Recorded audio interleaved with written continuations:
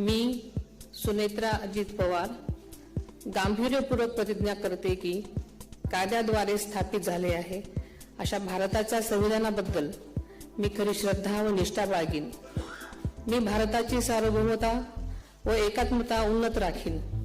मी महाराष्ट्र राज्याची उपमुख्यमंत्री म्हणून माझी कामे निष्ठापूर्वक व ससद्विवेक बुद्धीने पार पाडेन आणि संविधान व कायदा यानुसार सर्व तऱ्हेच्या लोकांना मी गांभीर्यपणे व निपक्षपातीपणे तसेच कोणाच्याही विषयी ममत्वभाव किंवा आकस न बाळगता न्याय वागणूक देईन।